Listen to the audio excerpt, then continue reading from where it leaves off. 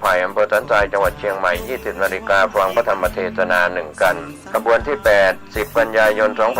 2565 ขึ้น 15 ค่ำเดือน 12 เหนือกลับมายังพุทธสถานเชียงใหม่ 20 นาฬิกาเป็นการจัดงานวันกตัญญู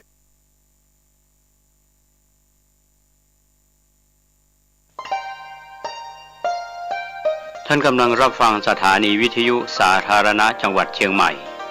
คลื่นพัฒนาคุณภาพชีวิต FM 92.25 เมกะเฮิรตซ์บริหารและจัดการโดยวัดป่าแดงมหาวิหารส่งกระจายเสียงจากเลขที่ 71 หมู่ที่ 14 บ้านใหม่หลังมอตำบลสุเทพอำเภอเมืองจังหวัดเชียงใหม่รหัสไปรษณีย์ 50200 หมายเลขโทรศัพท์0818815690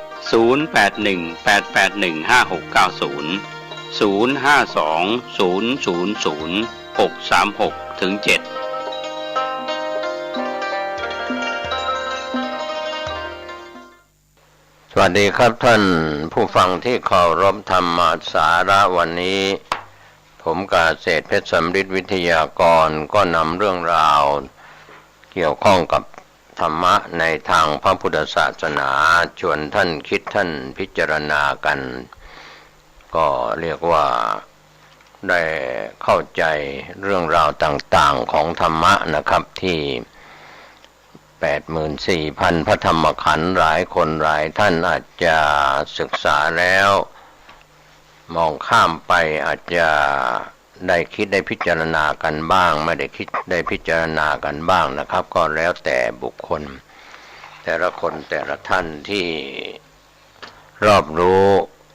ปัญญาบารมีของแต่ละคนแต่ละท่านเป็นอย่างไรนั้นก็เป็นอีกส่วนหนึ่งซึ่งวันนี้ผู้ดำเนินรายการก็ได้มองเห็นความสำคัญของข้อธรรมต่างๆที่ครูบาอาจารย์หลายคนหลายท่านได้ศึกษาแล้วได้ปฏิบัติแล้วในเรื่องราวต่างๆช่วงนี้ก็เป็นเรื่องที่เราได้ฮือฮากับพระปฏิบัติดีปฏิบัติชอบรวมไปถึงเหล่ากอของสมณะก็คือสามเณรพระคุณเจ้าที่เป็นภิกษุบริษัทมีอยู่ในปัจจุบันไม่ว่าจะในประเทศไทยหรือประเทศเพื่อนบ้านเมียนมาลาวกัมพูชาจีนแผ่นดินใหญ่รวมไปถึงในส่วนของพุทธศาสนิกสัมพันธ์แห่งโลกในหลายประเทศที่มีการยอมรับนับถือพระพุทธศาสนานะครับท่านผู้ฟังอันนี้ก็เป็นส่วนสำคัญที่เราหลายคนหลายท่านก็ต้องยอมรับคำสอนที่มีอยู่เพราะในการฝากพระศาสนาไว้ 2,500 กว่าปีมาแล้วนั้นพระพุทธองค์ได้ฝากพระธรรมและพระวินัย 84,000 พระธรรมขันธ์เป็นตัวแทนของพระพุทธองค์ก็ผู้ใดเห็นธรรมผู้นั้นเห็นเราผู้ใดเห็นเราผู้นั้นเห็นธรรมอันนี้ก็เป็นเรื่องหลักธรรมที่พระโยคีผู้ปฏิบัติธรรมย่อมรู้ย่อมเข้าใจว่าคำกล่าวที่แปลเป็นภาษาไทยเข้าใจง่ายๆคือการปฏิบัติธรรมที่เข้าไปเข้าใจธรรมรู้ธรรมก็คือรู้ถึงคำสอนผู้ใดเห็นเราผู้ใดเห็นเราผู้นั้นเห็นธรรมผู้นั้นเห็นธรรมผู้นั้นเห็นเราอะไรอย่างนี้นอกจากนั้นสิ่งที่ฝากพระธรรมพระวินัยไว้ก็เป็นเรื่องที่เกี่ยวข้องกับพระวักกรินะครับที่ไปยนต์พระโฉมของพระพุทธองค์ก็ถือว่าเป็นเรื่องที่พระวักกลินั้นเป็นสาวกรูปหนึ่งนะครับในเข้าไปชมและติดในความงามของพระรูปพระโฉมของพระพุทธองค์ผู้ใดเห็นธรรมผู้นั้นเห็นเราก็คือสอนในเรื่องของการเข้าถึงธรรมการที่จะไปดูหรือไปอยู่หน้าเรียกว่าไปอยู่ใกล้ชิดกับพระพุทธองค์อาจจะไม่เห็นแต่ถ้าเห็นธรรมเข้าถึงธรรมแล้วก็เห็นพระพุทธองค์ผู้ใดเห็นเราผู้นั้นเห็นธรรม ผู้ใดเห็นธรรมผู้นั้นเห็นเราอย่างนี้ก็ถือว่าเป็นอาจจะเป็นเชิงตรรกศาสตร์แต่ว่านักวิทยาศาสตร์รุ่นใหม่ก็อาจจะงงวยเรียกว่าเข้าใจบ้างไม่เข้าใจบ้างคำว่าเห็นธรรมเห็นเราเห็นธรรมคำว่าเราก็คือพระพุทธเจ้าก็มาจากพระสงฆ์สาวกที่ชื่อว่าวักกลินั่นแหละที่เป็นมูลเหตุก็ถือว่าหลงในพระรูปพระโฉมความสง่างามฉัพพรรณรังสีของพระพุทธองค์ก็ยังไม่ได้เห็นแต่รูปภายนอกแต่ไม่ได้เห็นรูปภายในที่เป็นธรรมหรือเป็นวินัยดังนั้นวันนี้พระพุทธศาสนาฝากพระวินัยไว้กับบริษัททั้ง3ที่เหลืออยู่ก็คือภิกษุอุบาสกอุบาสิกาบริษัททั้ง3ที่จะช่วยกันรักษาจรรรงพระพุทธศาสนาก็มีเรื่องราวที่ปรากฏในการพูดถึงการเจริญภาวนากรรมฐานที่เราเรียกว่าสติปัฏฐานสูตรก็มีกายเวทนาจิตแล้วก็ธรรมกายเวทนาจิตธรรมนี่เป็นไปในสติปัฏฐานสูตรที่สายพระปฏิบัติเจริญภาวนากรรมฐานจะพูดถึงเรื่องของกายเวทนาจิตธรรมก็มีข้อที่2ที่พูดถึงเรื่องเวทนาทุกวันนี้เราเสวยอารมณ์ทุกข์สุขเฉยหรือว่าเวทนา5ก็ทุกข์กายทุกข์ใจสุขกายสุขใจหรือเฉยก็เป็นเวทนา5เรื่องที่เราจะได้พิจารณาเหตุการณ์ที่วันเมื่อวานนี้วันนี้วันพรุ่งนี้ก็คือเรื่องของอดีตเมื่อวานนี้วันนี้คือปัจจุบันวันพรุ่งนี้คืออนาคตที่เทียบเคียงเรื่องของพระอาทิตย์ขึ้นพระอาทิตย์ไม่มีตกนะครับแต่ก็หมุนรอบโลกไปแต่ว่าเราพูดถึงวัน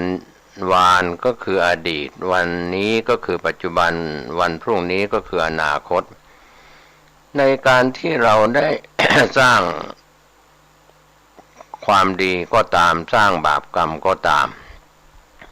เรียกว่าสร้างบุญสร้างบาปก็มีเวทนาที่ได้เสวยส่วนใหญ่สร้างบุญก็เป็นความสุขกายสุขใจสร้างบาปก็เป็นความทุกข์กายทุกข์ใจหรือบางครั้งไม่ว่าจะสร้างบุญหรือสร้างบาปก็อาจจะเฉยไม่พอใจก็ไม่ใช่จะพอใจก็ไม่ใช่เรียกว่าอยู่กลางๆเฉยดังนั้นวันนี้ถ้าเราพิจารณาเรื่องเมื่อวันวานเราเจ็บป่วยไข้ไม่สบายก็ถือว่าเป็นกรรมชนิดหนึ่งที่ตามให้ผลที่เราทุกข์กายทุกข์ใจอาจจะเกี่ยวข้องกับสถานการณ์โควิดที่ผ่านมาแล้วก็เจือจางไปแล้วยังมีศัพท์ใหม่ๆว่าลองโควิดก็เข้ามาคนเคยเป็นแล้วก็มีอาการเกิดขึ้นซ้ำซากแล้วโดยเฉพาะผู้สูงวัยก็อาจจะมีการติดเชื้อโควิดแล้วก็มีโรคอื่นแทรกซ้อนนี่ก็ถือว่าเป็นกรรมเก่าที่เราได้มีโรคภัยไข้เจ็บเรียกว่าโลภะพยาสนะกรรมเก่าอาจจะเคยไปเบียดเบียนทรมานสัตว์ฆ่าสัตว์ที่ผิดศีลข้อที่1การที่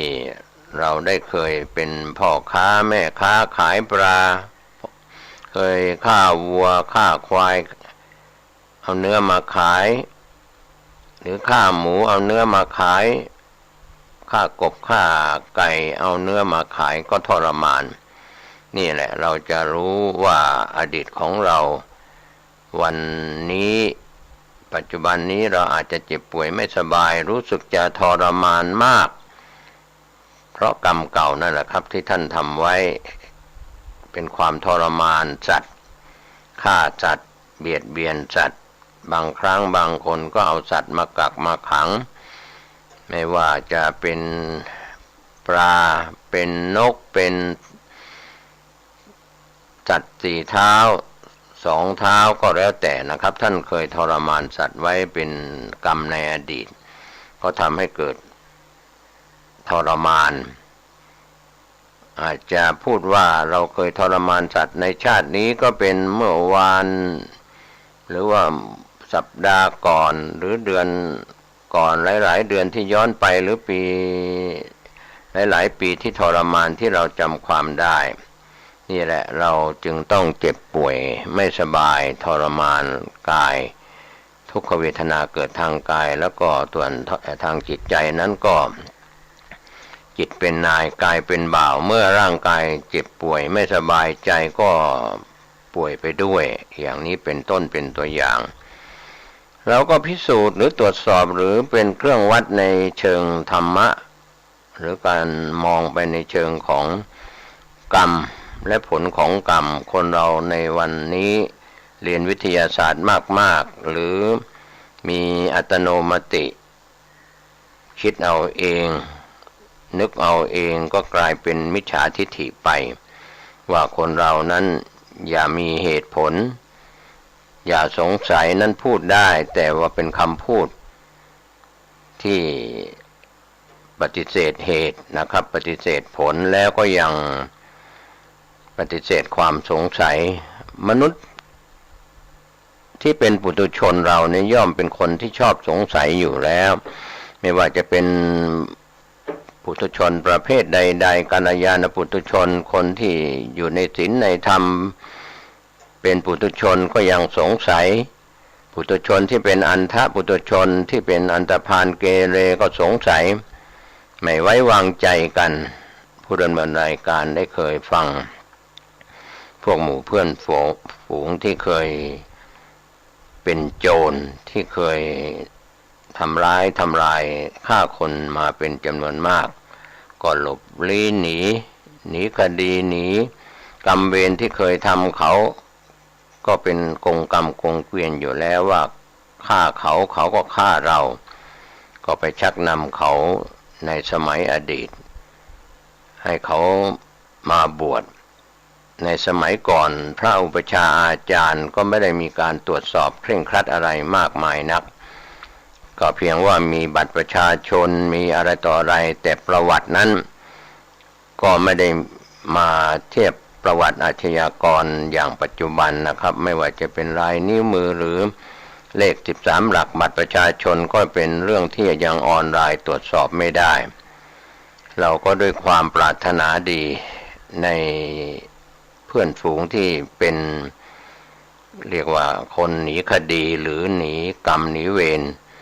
ของตนเองไม่พ้นก็ไปชักชวนมา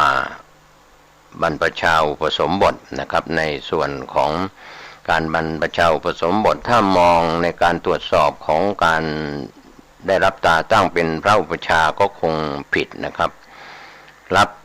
คนที่ทำผิดกฎหมายเข้ามาสู่ร่มเงากาสาวพัสต์แต่ในจุดประสงค์ที่เราไปชักชวนมาก็ต้องการให้เขาเข้าสู่ร่มเงากาสาวพัสต์แล้วเพื่อการปฏิบัติวิปัสสนากรรมฐานก็เมื่อได้บวชแล้วอุปสมบทแล้วครับก็ถือว่าอุปชฌาย์ก็มีความหวังดีปรารถนาดีก็ส่งศิษย์นั้นเข้าสู่การปฏิบัติธรรมเรียกว่าวิปัสสนาในส่วนอุปชฌาย์ก็อาจจะรู้ประวัติบ้างแต่ว่าก็ถือว่าเพื่อจะเหมือนโจรกลับใจอย่างองคุริมานเหมือนพระราชาในยุคสมัยพุทธกาลเนี่ยโจรถ้าเข้ามาสู่ร่มเงาแล้วเขาก็จะไม่เอาผิด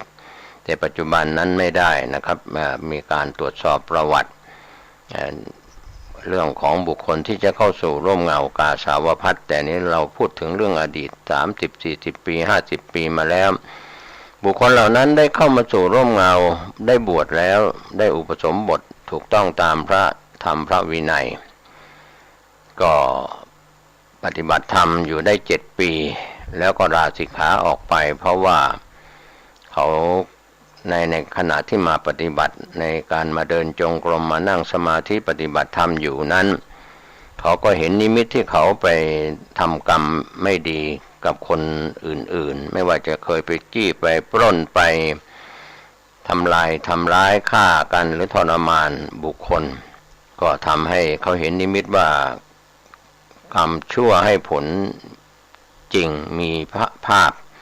มีนิมิตที่มาในสมาธิปรากฏนะครับก็เป็นเรื่องที่เขาเข้าใจแล้วก็อย่างน้อยก็ได้เปลี่ยนจิตเปลี่ยนใจกลับจิตกลับใจแม้จะอยู่ในร่มเงากาสาวพัสได้เพียง7 พรรษาก็จริงแต่ว่าการกลับจิตกลับใจเขาสำนึกในบาปที่เขาเคยพาลูกน้องเที่ยวจี้ปล้นสะดมในสมัยนั้นแม้แต่เป็นมือปืนรับจ้างก็ทำอะไรอย่างนี้เป็นต้นก็เลยหลังจากลาสิกขาบทออกมาเป็นฆราวาสแล้วผู้ดำเนินรายการก็บอกว่าหลบลี้หนีหน้าเป็นคนที่มีเรียกว่าประวัติเพราะเราไม่ได้ไปรับโทษในเรือนจำก็ต้องหลบลี้หนีหน้าไปทำเรียกว่าไปมีสถาบันครอบครัวแล้วก็เหมือนในสมัยนั้นผู้ดำเนินรายการก็พูดในทำนองว่าดูหนังจีนกำลังภายในวิดีโอมากไปก็เลยบอกว่าลบชื่อแท้ไปซะบัตรประชาชนมีแล้วก็ไม่เป็นไรก็ไปอยู่ในส่วนที่ว่าหลบลี้หนีหน้าไปก็เรียกว่าคดีความต่างๆก็จะหมดอายุไม่หมดอายุจนณปัจจุบันเราก็ไม่รู้ว่าเขาเป็นตายร้ายดีเราบอกว่าให้หลบลี้ไปก็ได้ข่าว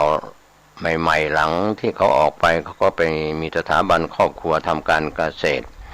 มีภรรยามีลูกนะครับก็ทำมาหากินเรียกว่าหลบลี้หนีหน้าไม่ออกสังคมลูกน้องเก่าที่เคยกระทำผิดต่อกฎหมายก็ถูกตามร่างตามผานตามเช็คบินนะครับทำให้ถูกฆ่าตายเรียกว่ากรรมสนองกรรมของลูกน้องก็ตามตัวเองก็ถูกตามเหมือนกันแต่ว่าเจ้ากรรมนายเวรที่เป็นญาติที่เคยฆ่าเขาคงตามหาไม่เจอแล้วก็หลบลี้หนีหน้าไปจากวันนั้นจนวันนี้เราก็ไม่ทราบรู้ว่าเขาจะมีชีวิตอยู่หรือเรียกว่าไม่ทราบข่าวร้ายข่าวดีว่าเขายังมีชีวิตอยู่แต่เราก็เป็นผู้หนึ่งที่ในสมัยเป็นสามเณรได้นั่งรถไถผาน3ที่เขาบุกเบิกดงพงพีเรียกว่าไปทำไร่ทำสวนเขาหลบลี้หนีไปอยู่ระหว่างชายแดนทั้ง3 จังหวัดมีจังหวัดเพชรบูรณ์รอยต่อนครสวรรค์แล้วก็จังหวัดลพบุรีเขาเรียกว่าดง30,000เขา30,000นั่งรถไถไปรับเขาออกมาเขาก็ดีใจว่าเรามีความอยากจะให้อย่างน้อยเราก็ใช้ศัพท์พูดไปเจอเขาไปปลอบใจเขาก็ฟังเราว่าเราไปบวชทดแทนให้พระคุณให้พ่อให้แม่เราทำบาปก็ส่วนทำบาปส่วนดีที่เราจะได้ทำก็คือไปบวชทดแทนพระคุณพ่อแม่จะได้กี่วันกี่เดือนกี่ปีก็ไม่ต้องไปกำหนดเรานึกถึงคำสอนของครูบาอาจารย์ว่าทำความดีชั่วช้างสะบัดหูชั่วงูแลบลิ้นชั่วไก่ปบปีกก็ถือว่าดีแล้วอันนี้ไปบวชไปบรรพชาก็ตอนแรกก็ปรึกษาอุปชฌาย์ว่าจะให้บวชเป็นสามเณรดีหรือจะเป็นพระภิกษุดีปัจจุบันนั้นพระอุปชฌาย์อาจารย์ของท่านกรรมวาจาอาจารย์ของเพื่อนสนิทเหล่านั้นก็ท่านก็มรณภาพไปแล้วเพราะสมัยนั้นมีอายุมากท่านก็มรณภาพไปแล้วและตัวของผู้ที่เป็นครูบาอาจารย์ท่านก็มีความหวังดีว่านึกถึงโจรองคุริมานฆ่าคนเกือบ1,000 คนก็ยังมีบุญภาวาสนาเขาก็ได้เข้ามาสู่ร่มเงากาสาวพัสแล้วก็มีความสุขความสงบเรียกว่าเป็นโจรกลับใจเขาก็กลายเป็นคนดีมีเมตตาธรรมไม่คิดจองเวรไม่อาฆาตมาตร้ายคนที่เขาตามร่างตามผ่านนี่แหละก็เป็นเรื่องกรรมเก่าในอดีตแต่เขาจะไปสุขไปสบายอย่างไรเขามีสถาบันครอบครัวจากวันนั้นจนถึงวันนี้30 ปี40 ปีเกือบ50 ปีเราก็ไม่อยากจะไปนับปีแล้วเพราะว่านานพอสมควรก็ ห่างหายกันไปจะเป็นตายร้ายดีก็ว่ากันไปตามกรรมดังนั้นกรรมที่เรา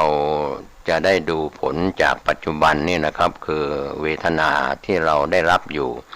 บางคนเจ็บป่วยไข้ไม่สบายก็เป็นมีโรคประจำตัวหลายโรคไม่ว่าจะเป็นความดันมีโรคเบาหวานมีโรคหัวใจสารพัดโรคบางคนอาจจะเจ็บป่วยไม่สบายตั้งแต่ศีรษะจนถึงปลายเท้าโรคเป็นลังของ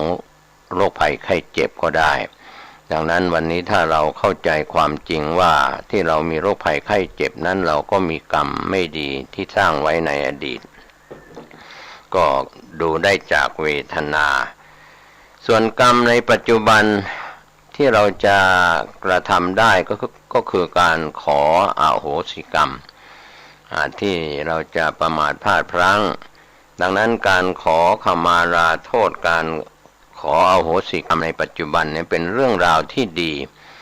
เราจะดูจากประเพณีวัฒนธรรมของไทยในประเพณีสงกรานต์นะครับท่านผู้ฟังไม่ใช่เป็นเรื่องงมงายเดือนจีปีใหม่สงกรานต์เนี่ยที่ลูกหลานกลับมาดำหัวมาคารวะพ่อแม่ปู่ย่าตายายพ่ออุ้ยแม่อุ้ยลุงป้าน้าอามาเคารพผู้ใหญ่เรียกว่ามีมา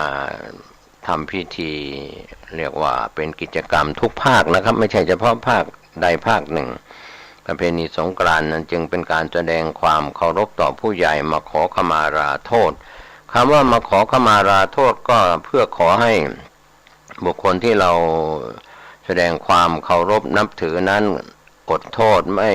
เอาโทษที่อาจจะล่วงล้ำก้ำเกินกันด้วยกายด้วยวาจาด้วยความรู้สึกนึกคิดทางจิตใจที่ไม่ดีก็ขอขมาลาโทษกันไปก็เป็นการเรียกว่าเป็นอโหสิกรรมกรรมนั้นก็ระงับไปด้วยแรงอาฆาตแรงพยาบาทหรือสิ่งที่เราประมาทพลาดพลั้งรู้เท่าไม่ทันล่วงล้ำด้วยกายหรือด้วยคำพูดวาจาหรือด้วยตัวหนังสือหรือด้วยทางความรู้สึกนึกคิดทางจิตใจก็เป็นกรรมก็เรียกว่าสิ่งเหล่านี้ที่เราพูดกันว่าเราให้อภัยทานเป็นทานอันสูงสุดก็มีอโหสิกรรมในการขออดโทษซึ่งกายกรรมวจีกรรมมโนกรรมกรรมเหล่านั้นในปัจจุบันก็มีการกระทำได้ในปัจจุบันดังนั้นแม้แต่พระเถรานุเถระครูบาอาจารย์เนี่ยท่านก็ยังมีการกระทำสามีจีกรรมกันไม่ว่าจะเป็นเทศกาลเข้าพรรษาออกพรรษาเทศกาลเดือนจีปีใหม่วันสงกรานต์สงน้ำพระขอขมาลาโทษก็แล้วแต่ประเพณีแต่ละจังหวัดแต่ละภูมิภาคกันไปอโหสิกรรมก็เป็นเรื่องที่ขอขมาให้อดโทษก็จะทำให้กรรมหนักหรือเป็นกรรมที่เบาบางลงไปหรือหมดไปก็เป็นเรื่องราวที่ถ้าเรานึกถึงคำสอนที่ว่าสุขโตสุขฐานังให้สุขแก่ท่านสุขนั้นก็ถึงตัวในทางตรงกันข้ามทุกขโตทุกขฐานังให้ทุกแก่ท่านทุกนั้นก็ถึงตัวเห็นนี่การขอขมาลาโทษในปัจจุบันเราอย่าไปคิดอะไรนะครับที่เราจะมียศถาบรรดาศักดิ์มีตำแหน่งหน้าที่การงานมีสมณศักดิ์มีตำแหน่งหน้าที่การงานเป็นพระราชามหากษัตริย์เป็นนายกรัฐมนตรีเป็นประธานาธิบดีเป็นรัฐมนตรีเป็นเจ้าขุนมูลนายที่คนโบราณอาจารย์บัณฑิตจึงพูดว่าเหนือฟ้ายังมีฟ้าก็ไม่ใช่เรื่องเล่นๆนะครับท่านผู้ชมท่านผู้ฟังก็คือกฎแห่งกรรมเราจะหนีกฎแห่งกรรมไม่ได้แม้แต่ท่านตุลาการทั้งหลายผู้พิพากษาตุลาการอัยการทนายความรวมไปถึงเจ้าหน้าที่ทหารตำรวจฝ่ายปกครองที่คิดว่าตนเองมีตำแหน่งหน้าที่การงานใหญ่ว่ายิ่งใหญ่เหมือนสิ่งที่เราอยู่ในที่สูงแต่คำสอนโบราณอาจารย์บัณฑิตจึงบอกว่าเหนือฟ้ายังมีฟ้ามิใช่อะไรอื่นนะครับที่เหนือเราก็คือกฎแห่งกรรมที่ตามให้ผลแม้แต่องค์สมเด็จพระสัมมาสัมพุทธเจ้าสำเร็จเป็นพระสัมมาสัมพุทธเจ้าแล้วยังต้องรับ ผลของกรรมดังนั้นวันนี้ผู้ดำเนินรายการจึงฝากเตือนพระเถระครูบาอาจารย์รวมไปถึงพี่น้องชายหญิงนะครับที่ปฏิเสธเรื่องเหตุและผลก็พยายามสอนว่าอย่าไปมีเหตุผลคนเราไม่มีเหตุไม่มีผลตัวผู้พูดเองเกิดมาได้ถ้าไม่มีคุณพ่อคุณแม่อยู่ร่วมกันฉันสามีภรรยาก็เกิดไม่ได้มีพ่อเป็นเหตุอยู่ร่วมกับแม่คุณแม่เป็นอยู่ด้วยกันผสมพันธุ์กันเป็นชาติพันธุ์ก็เกิดตัวท่านมาแต่ท่านมาใช้อัตโนมัติทางใจคิดเอาเองคือนั่งสมาธิแล้วเป็นสมาธิวิปผาลิตแล้วเป็นมิจฉาสมาธิทำให้คิดเอาเองอย่าสงสัยนี่ก็เป็นคำสอนของพระอริยเจ้าชั้นพระโสดาบันเนี่ยหมดความสงสัยถ้าจะไปห้ามคนไม่ให้สงสัยลังเลสงสัยนั้นไม่ใช่วิสัยของพระอริยะแต่เป็นวิสัยของปุถุชนอย่างคนต้องตั้งข้อสงสัยไว้จะคบกับใครก็ต้องสงสัยคนนั้นไว้ว่าเป็นคนดีไม่ดีเรียกว่าคบคนให้ดูหน้าซื้อเสื้อผ้าให้ดูเนื้อก็เหมือนเราส่องกระจกดูเงาของเราว่าวันนี้เราเรียบร้อยแต่งตัวเรียบร้อยไหมตั้งแต่หัวจรดเท้าอย่างนี้เป็นต้นเป็นตัวอย่างดังนั้นวันนี้เราจะส่องกรรมการกระทำของเราไม่รู้ว่าอดีตเราทำมาดีมากแค่ไหนน้อยแค่ไหนทำบุญมามากแค่ไหนทำบาปมามากแค่ไหนก็ดูจากการวัดผลคือความสุขความทุกข์ที่เราได้รับในปัจจุบันแต่ความสงสัยนั้นเกิดขึ้นในปุถุชนจะไม่มีความสงสัยตามหลักวิชาการทางพระพุทธศาสนาตั้งแต่พระโสดาบันก็ไม่มีแล้วความสงสัยแต่อย่าไปสอนให้คนเราอย่ามีเหตุผลอย่าสงสัยก็มีพระเถระครูบาอาจารย์ที่พูดถึงเรื่องนี้อยู่เหมือนเป็นคำพูดที่เอายอดธรรมมาพูดแต่ว่ายังปฏิบัติไม่ได้สำหรับพวกเราปุถุชนคนธรรมดาก็ต้องสงสัยในพระพุทธพระธรรมพระสงฆ์สงสัยในคุณบิดามารดาสงสัยโรคนี้โรคหน้านะครับท่านผู้ฟังสงสัยหลายสงสัยที่ประดังเข้ามาจะไปห้ามความสงสัยไม่ได้เราก็แก้ความสงสัยนั้นด้วยการที่เราเข้าไปพิสูจน์ก็ด้วยการปฏิบัติธรรมจนบรรลุธรรมผ่านวิปัสสนาญาณที่16แล้วก็เรียกว่าไม่มีความสงสัยอันนี้พูดตามหลักวิชาการสกายทิฏฐิก็ไม่ยึดถือตัวตนอย่างนี้เป็นต้นเป็นตัวอย่างก็ความสงสัยแล้วก็สอนไม่ให้มีเหตุผลคนเรานั้นทำใดเกิดแต่เหตุก็ดับที่เหตุอันนี้ก็เป็นคำสอนการที่เราจะรู้ธรรมแสวงหาธรรมศึกษาธรรมนั้นก็ไม่ใช่ธรรมดาเราจะไปเป็นบทปฏิเสธว่าโลกนี้ไม่มีโลกหน้าไม่มีคุณพ่อคุณแม่ไม่มีชาตินี้ชาติหน้าไม่มีอย่างนี้เป็นต้นอาจจะเข้าข่ายเป็นมิจฉาทิฏฐิหลงทางแล้วก็ไม่ถามไทยบัณฑิตผู้รู้ครับวันนี้เวลาของการนำชวนท่านคิดท่านพิจารณาหลักธรรมนาทัศนะนาจิตตังหวังว่าจะเกิดประโยชน์เป็นกับจิตกับใจจากมิจฉาทิฏฐิเป็นสัมมาทิฏฐิด้วยวิธีการด้วยการปฏิบัติธรรมวิปัสสนากรรมฐานผ่านญาณ16ก็จะหมดความสงสัยจะคลายเป็นมรรคประหารอย่างแท้จริงโดยชอบจนบรรลุพระอรหัตผลในมรรคทั้ง4สุขกายสุขใจทั้งโลกนี้โลกหน้าและเข้าสู่นิพพานทุกรูปทุกนามสวัสดีครับมาปะกันอีกแล้วในวันเวลาเดียวกันนี้และก็ทางสถานีวิทยุแห่งนี้ได้รายการปกิณนกะแห่งธรรมะสเประสปะสเปดเนาะ มาพบปะกับญาติกับโยมก่อนอื่นนั้นต้องขออนุโม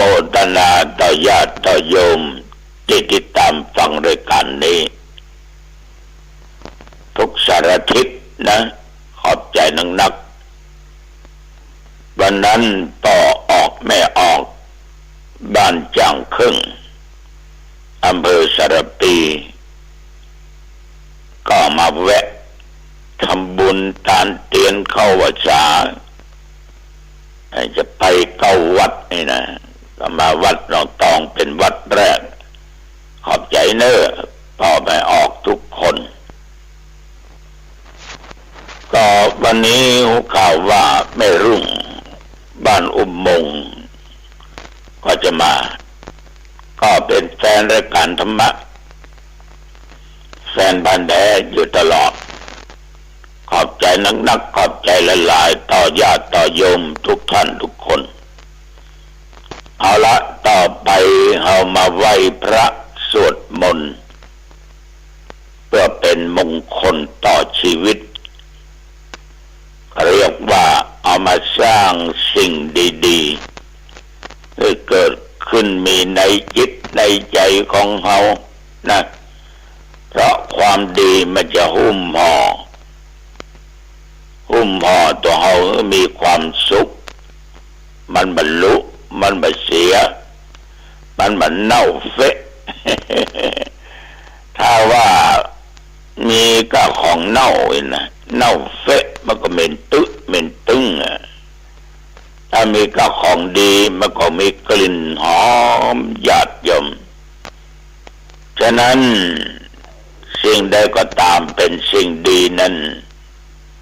ทำให้มันหอม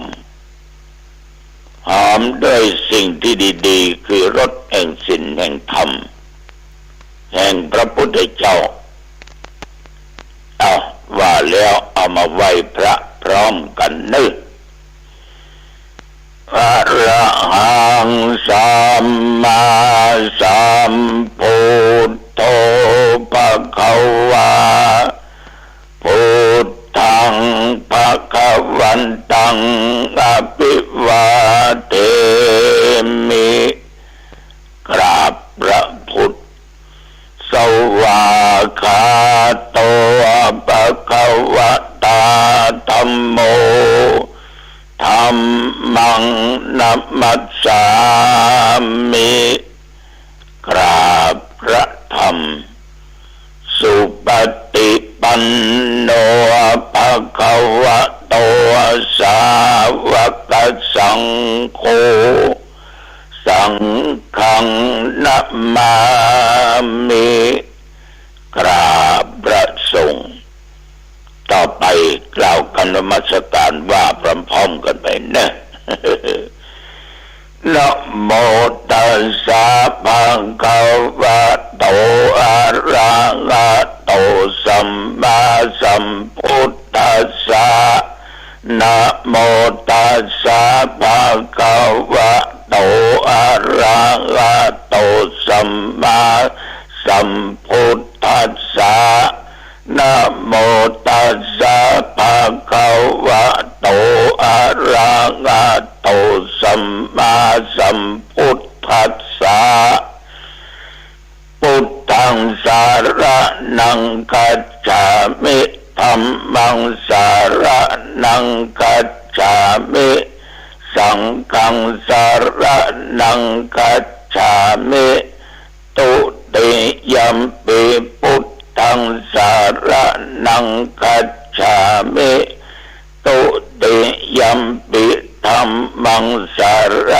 นังคัจฉามิตุติยัมปิสังฆังสารนังคัจฉามิตติยัมปิพุทธังสารนังคัจฉามิตติยัมปิธัมมังสารนังคัจฉามิตติยัมปิสังฆังสารนังคัจฉามิ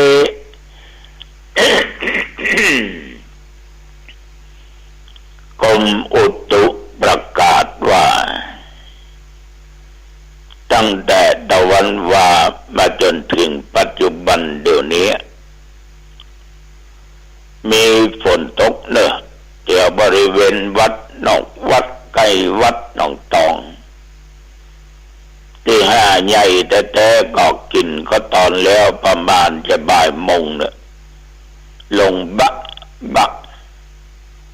ในเมืองเชียงใหม่ก็ตกนักทั้งหลายปิงก็ตกหลายตันสะบะตองก็มีก็แสดงว่าแต่ว่าฝนตกไปทั่วต่อออกไม่ออกประเดี๋ยวนี้น้ำท่วมหลายตีแล้วนะในเขตตำบลหนองตองก็ท่วมที่บ้านสุบร้องเพราะบ้านตั้นเหล่านั้นอยู่ที่ฝั่งแม่น้ำปิงแล้วก็อยู่ตรงผนังแม่น้ำปิงเนี่ยอยู่ไปเขตติดกับลำน้ำเลยท่วมไปหลังคาเรือนโรงพยาบาลฝรั่งก็ท่วมหรอกแล้วก็ตั้งหลายปิงปุ้นเขตอำเภอเมืองลำพูนเขตอำเภอสระปีบางที่น้ำก็เข้าจัดนักอันนี้ทางกำนันผู้ใหญ่บ้านรายงานรับทราบรับรู้ก็ป้อไม่ออกระยะนี้ก็ถ้าอยู่ใกล้แม่น้ำก็ต้องระมัดระวังหน่อยหลาย10 ปีละญาติโยมแต่ก่อนนี้ถ้าฝนตกนักทางเหนือน้ำแม่ปิงมันนักไอ้นะเสียงกระลกมันดังลมปก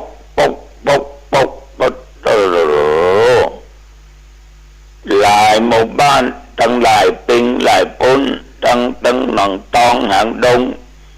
ก็จะเกินกันไปเฝ้าที่ผนังน้ำปิงเพราะน้ำมันตั้งไม่แห้งมันจะเจาะใต้ถนนหรือว่าเขื่อนกั้นน้ำนะมันปุ๊บลงมาหันเรื่องญาติโยมพดเดี๋ยวหน้าวัดหนองตองบนบ้านจองญาติโยมในเรื่องมับวัดหลายวัดเปียงเอวเปียงอกบางที่นี่ไปไหนดึมได้มีกระเหือน้อยฝ่ายไปฝ่ายมา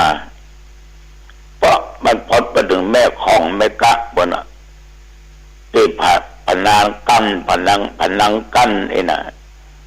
มาดึงปุดชาวบ้านชาวจองปัดเดือดร้อนกันแต่โมที่เอาวิกฤตเป็นโอกาสก็ตกจำแหละได้ป่ากันไปขายกันหลาย10 ปีที่ผ่านมาละตั้งแต่นั้นมาก็พนังน้ำปิงมันแข็งแรงอะเนาะก็บอกข่าวว่าพนังปุดขาดสักเตือได้ไป30 กว่าปีมันเนี่ยแล้วในสมัยก่อนต้งเทียนองตองนั้นพอออกไม่ออกหลังจากที่เกี่ยวเข้าอย่างขึ้นหลองละขนเข้าละเป็นปลูกบะเต้ากันหรอเต้าหนองตองนี่ดังนะเต้าไปที่ไหนก็บะเต้าหนองตองแตงโมหนองตองแตงโมหนองตองครับนี่หรอเอาพอส่วนบะเต้านี่มันดึงประตูถ้าวันศุกร์วันเสาร์วันอาทิตย์เนี่ยคนเหลือกาดนับกันโลพอเขาขี่รถกายหลังวัดหนองตองไปนะบางคนก็ไปเข้าตั้งบ้านเกาะขึ้นบันดังลงมาพอกลางต้งส่วนบะเต้านั่นน่ะมันจะมีเกี่ยวร้านอาหารบนมีพอออกไม่ออกหลายคนหาขนมเส้นขายมีลุงพลอยคนปากหม้อจะพอเลื่อมเล็กนะปอกกาคนนี้เก่งกาขนมเส้นส่งลูกเรียนหนังสือจะได้เป็นข้าราชการได้ดิบได้ดี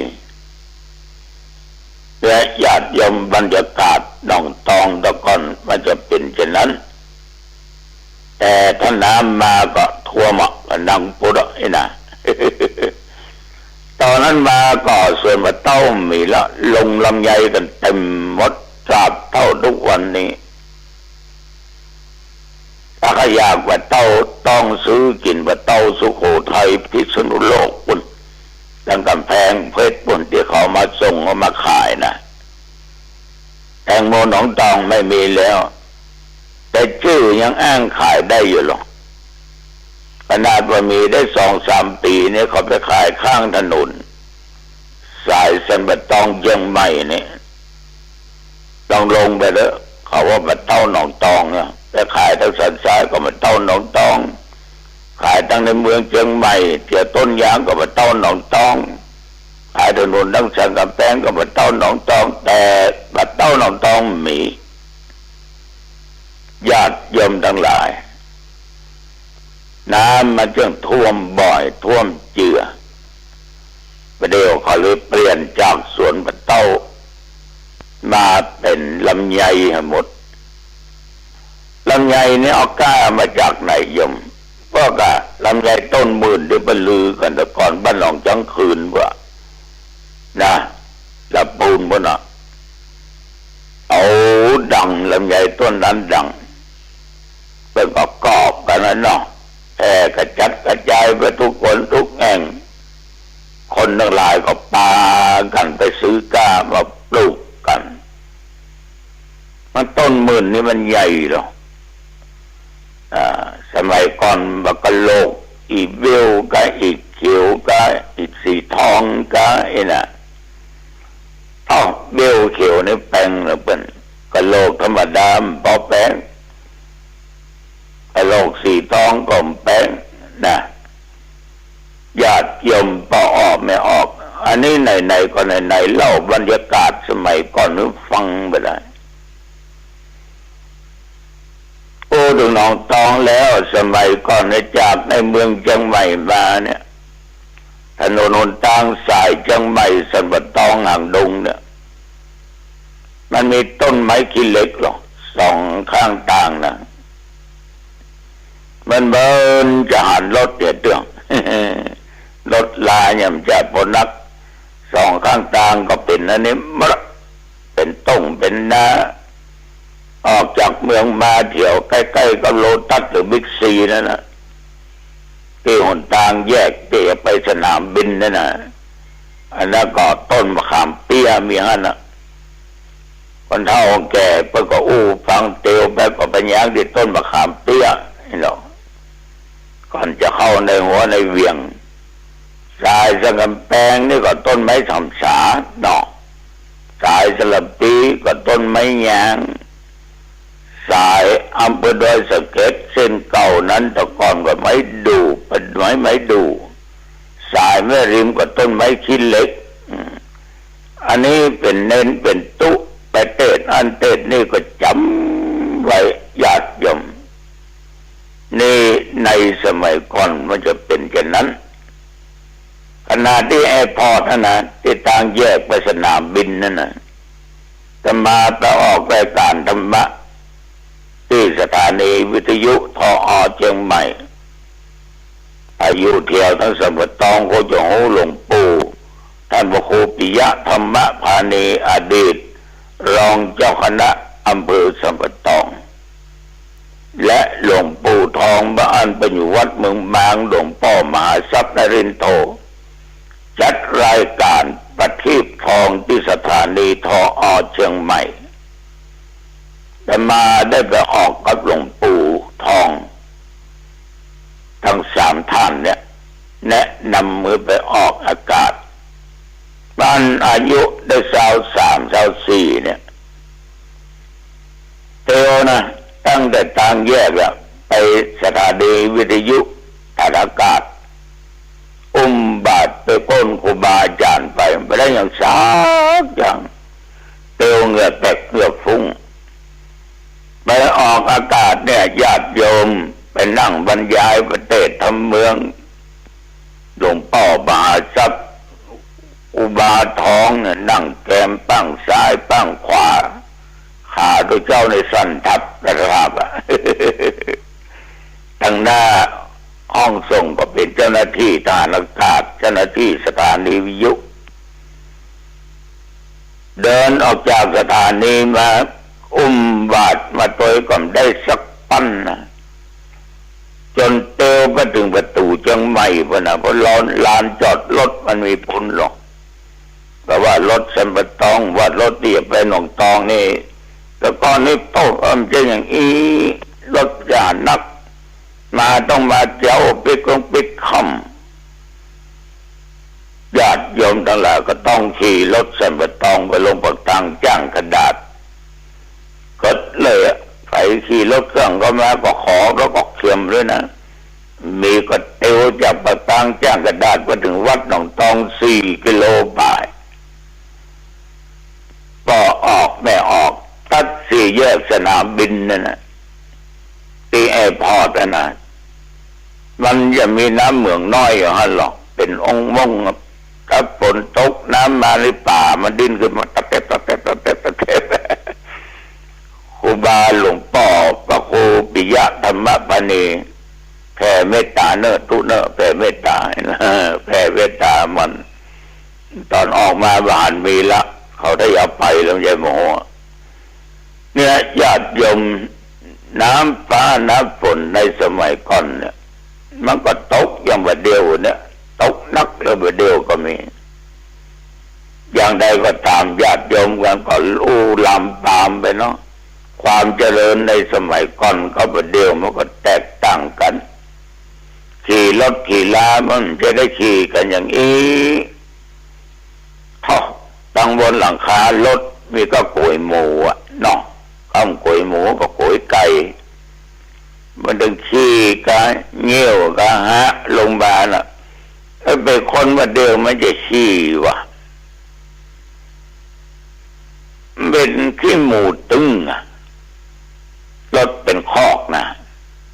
นั่งกันมีแอร์มีพัดลมสักอย่างมันก็เป็นธรรมชาติที่ม่วนแต่หนทางเข้าไปถึงหนองตองนะไม่ได้เทคอนกรีตได้ลาดยางมันตอยเด้อเป็นหลุมเป็นมงถ้ามันลดขำมงนี่จ้อยก็ลงอยู่ลดลงเน้นก็เน้นเตะตุก็ตุเตะจะเป็นน้องจ้อยกันอยู่นี่ก็เป็นบรรยากาศแต่ก่อนเล็กน้อยมาอู้ละอ่อนรุ่นหลังในบอกเรื่องสักคนนะอายุสัก50นี่นะบอกเรื่องฉะนั้นญาติโยมท่านผู้ฟังทั้งหลายอันนี้ก็ในยุคก่อนสมัยก่อนจะเป็นเช่นนี้แล้วก็ต่อว่านี้ก็มีการประชุมผู้นำเพราะว่าอาตมาภาพจะทำบุญอายุวัฒนะมงคล76-77อย่างวันที่17 กันยาเพื่อเป็นมงคละเป็นมงคลต่อตัวต่อตนต่อศรัทธาญาติโยมก็เลยเรียกหน่วยงานองค์กรที่เป็นหัวหน้าอสมกาสตรีแม่บ้านกาประธานผู้สูงอายุกาประธานวัฒนธรรมกาเทศบาลกำนันผู้ใหญ่บ้านมันนั่งอู้กันก็มีจุดหมายปลายทางว่าจะเอาอานิสงส์การทำบุญเนี่ยไปกึศไปสร้างไปห้างไปแต่งสถานที่ศึกษาธรรมปฏิบัติธรรมและจะช่วยสงเคราะห์แก่ญาติแก่โยมที่จะต้องออกไปดูแลกันแต่นึกในใจอย่างอีกก็ยังบอกโอ้ยังไปนักเตือนฉะนั้นญาติโยมในที่ประชุมนั้นก็ตกลงกันเอาวันที่17 กันยาซึ่งตรงกับวันเสาร์แต่จริงตัวเจ้าเกิดวันที่7เนาะมันไปตรงกับวันพุธก็อยากได้วันเสาร์วันเสาร์ที่10 กันยาซ้ำเปิ้นจะมีโกยสลากประเพณีวัดไทยวัดเหนือเลยเอาวันที่17 กันยาอายุย่าง7พอดีเนาะก็ทำไปโยมทั้งหลายอาจจะขัดใจขัดตาคนบางคนว่าทำไปนี่อย่างก็ทำไปเส ริมสร้างบารมีทำไปสร้างบุญสร้างกุศลไปร่วมกับญาติกับโยมทั้งหลายก็ออกไม่ออกทำดีดีกว่าบ่ทำดีทำดีดีกว่าบ่ทำดีเพราะอาตมาก็คิดว่าหนทางสร้างความดีมีหลายทางขอมันดีบ่ผิดศีลบ่ผิดธรรมบ่ผิดกฎหมายบ้านเมืองที่มันดีๆจะทำทั้งกายทั้งวาจาทั้งด้านจิตใจทำไปเลยจะไปประมาทในชีวิตของตัวเองเด็ดขาดนะเมื่อมีชีวิตอยู่ก็พยายามสร้างแต่สิ่งดีพระเจ้าเนี่ยญาติโยมเป็นเตือนบอกว่าเตือนแก่ภิกขุทั้งหลายตลอดจนหมู่เฮาทั้งหลายว่าก็ขอคือทุกคนนั้นน่ะต้องระมัดระวังว่าสังขารของเฮาทั้งหลายเนี่ยมันเป็นของที่บ่เที่ยงแท้แน่นอนมันแน่ละพระเจ้าเตือนสติเอาอย่างเงี้ยพอไม่ออกลองหลับตานึกว่าตัวเจ้าว่าคนบ้านวันนั้นไปงานทำบุญอายุฉลองกาตั้งรองเจ้าหน้าอำเภอดอยสะเก็ดบ้านปะฝังท่านว่าครูอายุ74ก่อนพระเจ้าได้เป็นรองก่อนแล้วก็ตายไปไงเขาจับกันจะดีวัดไม่จ้องเลยนะเขาก็บันทึกว่าเพื่อจะต้องไปขนาดตุนะตุยังตายนะหลายตนหลายองค์เอาว่าคาดคิดอย่างหลวงปู่ทองนะเพื่อยัง96 วันญาติโยมสังขารทั้งหลายมันว่าเที่ยงแต่แน่นอนมันว่าจีรังยั่งยืนมันต้องมีความเสื่อมไปเป็นธรรมดาแบบว่าเปิ้นว่าตัวอย่างตัวเจ้าหนองตองถึงวันเนี่ยกับครูบาอาจารย์ท่านเจ้าคุณว่าหลายตนว่าถึงวันเนี่ยกลัวอย่างเดียวกลัวตั้งในมันรู้นะตั้งในมันรู้เนี่ยมันบอกโอ้โหเนาะว่ามันจะรู้มันเอาบาหานนะเนาะขนาดเป็นเอ็กซเรย์บาหายบดียังหมูเรื่องหูลาว